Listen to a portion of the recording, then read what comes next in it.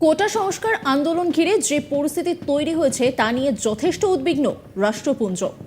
বাংলাদেশের নিরাপত্তা বাহিনী যেভাবে দেশবাসীর ওপর গুলি চালিয়েছে তাতেও উদ্বেগ প্রকাশ করেছেন রাষ্ট্রপুঞ্জের মহাসচিব আন্তোনিও গুতেরেসের মুখপাত্র স্টিফেন ডুজারিক। নিউ ইয়র্কে সাংবাদিক বৈঠকে স্টিফেন ডুজারিক বলেন, রাষ্ট্রপুঞ্জের এই উদ্বেগের কথা বাংলাদেশ সরকারকে ইতিমধ্যেই জানানো হয়েছে। নিউ ইয়র্কে অবস্থিত বাংলাদেশি দূতাবাসেও সে কথা জানানো হয়েছে। রাষ্ট্রপুঞ্জের মহাসচিবের মুখপাত্রের মতে যে কোনো প্রতিবাদ শান্তিপূর্ণ পথে চলা উচিত, পাশাপাশি সংশ্লিষ্ট সরকার এবং প্রশাসন যাতে সাধারণ মানুষের সেই শান্তিপূর্ণ প্রতিবাদের অধিকার নিশ্চিত করে সে বিষয়টিও বলেন তিনি। পাশাপাশি ডুজারিক জানান, যেভাবে হিংসা চলছে তার তদন্ত হওয়া দরকার এবং যারা এর নেপথ্যে রয়েছেন তাদের চিহ্নিত করা দরকার। ছন্দে ফিরতে শুরু করেছে বাংলাদেশ। সেখানকার সংবাদ মাধ্যম সূত্রে খবর, ঢাকা এবং সংলগ্ন এলাকায় কারফিউ শিথিলের সময়সীমা বাড়ানো হয়েছে। বুধবার এবং বৃহস্পতিবার ঢাকা এবং সংলগ্ন জেলাগুলিতে 7 ঘন্টার জন্য কারফিউ শিথিল ছিল। শুক্রবার এবং শনিবার ঢাকা শহর এবং জেলাগুলিতে গাজীপুর শহর ও জেলা নারায়ণগঞ্জ ও নরসিংদীতে 9 ঘন্টার জন্য কারফিউ শিথিল করা হয়েছে। তবে এখনও টহল দিচ্ছে সেনাবাহিনী। সংরক্ষণ বিরোধী আন্দোলনে গত কয়েকদিন ধরে উত্তপ্ত বাংলাদেশ।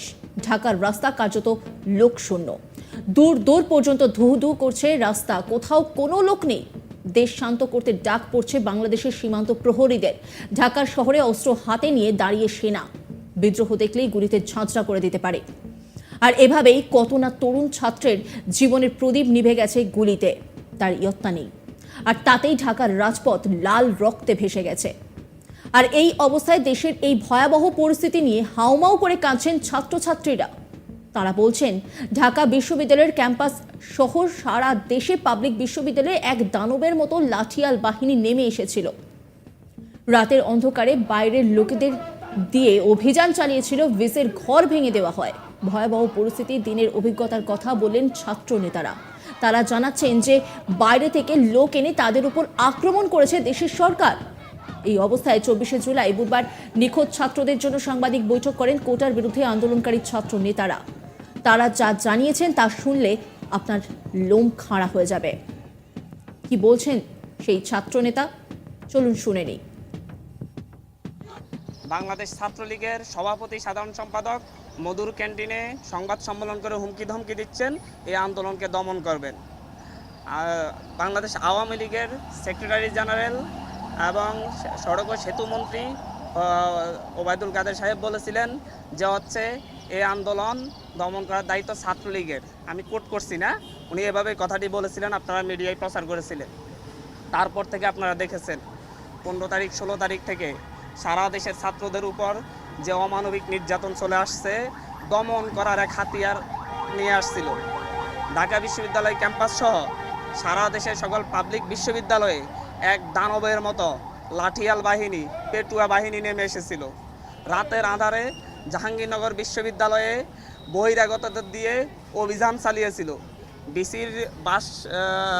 বিসির ভাষা ভাঙচুর করে সেখানে ছাত্রদের উপর নির্যাতন চালানো হয়েছিল। অনেক শিক্ষকরাও সেখানে আহত হয়েছিলেন। ঢাকা বিশ্ববিদ্যালয়ে সকালবেলায় দুপুরের দিকে পেটুয়া বাহিনী দিয়ে, টোকাইদের দিয়ে মেয়েদের উপর, নারী শিক্ষার্থীদের উপর, সাধারণ শিক্ষার্থীদের উপর যেভাবে হায়নাদের মতো হামলে পড়েছিল তা সারা জাতি দেখেছে। আর এরপরে কি হলো? এরপরে দেখা গেল এর প্রতিবাদে সারা দেশের মানুষ, সারা দেশের সাধারণ শিক্ষার্থীরা রাস্তায় নেমে এসেছিল। তার উপর চালানো হয়েছে ক্র্যাকডাউন। সেখানে ক্র্যাকডাউন চালিয়ে প্রায় আমরা এখন পর্যন্ত, যেহেতু আমরা অনলাইনের সাথে যুক্ত নয়, মিডিয়ার মাধ্যমে যেটা পাচ্ছি সেখানে কোনো মিডিয়ায় বলা হচ্ছে যে 2 শতাধিক, কোনো মিডিয়ায় বলা হচ্ছে 3 শতাধিক। আমরা মনে করি এর চাইতে বেশি সংখ্যক আমাদের ছাত্র ভাইয়েরা খুনের শিকার হয়েছে। তাদেরকে রাস্তায় নির্বিচারে গুলি করে খুন করা হয়েছে। প্রকাশ্যে আপনারা দেখেছেন আমাদের ভাইদেরকে উপর থেকে হেলিকপ্টার দিয়ে গুলি করে হত্যা করা হচ্ছে।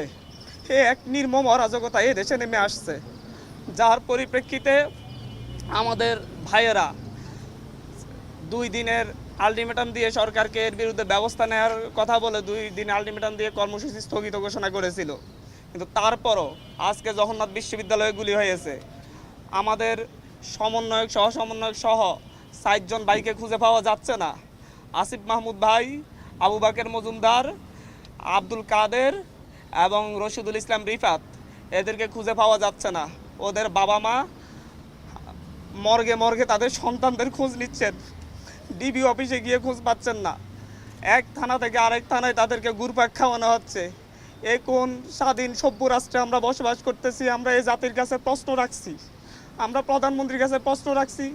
৭১ কি ৩০ লক্ষ শহীদেরা রক্ত দিয়ে আমাদেরকে এরকম একটা রাষ্ট্র উপহার দেওয়ার জন্য রক্ত দিয়েছিলেন। এই পর্যায়ে আমাদের যেটা আমরা দেখতে পাই, আমরা তো একটা যৌক্তিক দাবি নিয়ে রাস্তায় নেমেছিলাম। সেই যৌক্তিক দাবির জন্য কেন আমাদের ২০০ প্রাণ দিতে হবে? এই দেশের রাষ্ট্র ব্যবস্থার কাছে, সরকার ব্যবস্থার কাছে, শাসন ব্যবস্থার কাছে, এই দেশের বিচার বিভাগের কাছে, এই দেশের সংবিধানকে আমরা মাথায় রেখে আমরা প্রশ্ন করতে চাচ্ছি, একটা যৌক্তিক দাবি আদায়ে কেন ২০০ প্রাণ দেওয়ার পরে কেন সরকারের পক্ষ থেকে সংলাপের আহ্বান করা হবে? তার আগে কেন আহ্বান করা হয় নাই? কেন ছাত্রদের সাথে বসে এটা নিয়ে সমাধান করা হয় নাই? প্রত্যেকটা ক্ষেত্রে দমনের সিদ্ধান্ত কেন নিতে হবে একটি রাষ্ট্রকে? একটি স্বাধীন রাষ্ট্র কেন তারা দমন করবে, তারপরে দমন করতে না পারলে দাবি মেনে নিবে? এরকম সিদ্ধান্ত কাদের মাথা থেকে আসে? কোটা সংস্কার আন্দোলন ঘিরে যে পরিস্থিতি তৈরি হয়েছে তা নিয়ে যথেষ্ট উদ্বিগ্ন রাষ্ট্রপুঞ্জ।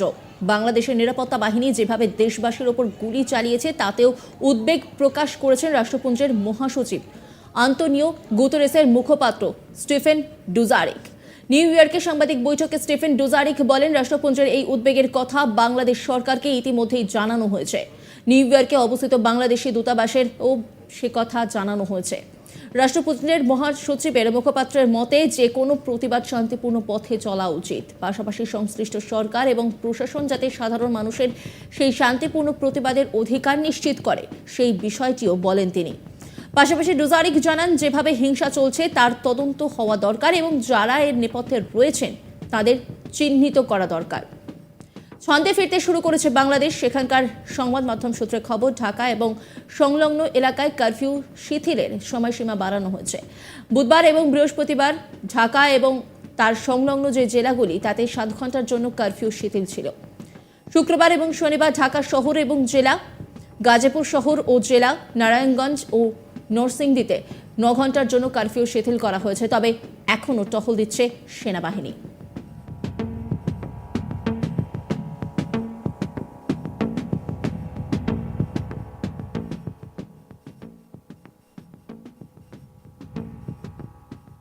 নজর রাখুন আজ তাক বাংলার ইউটিউব স্ট্রিমিংয়ে।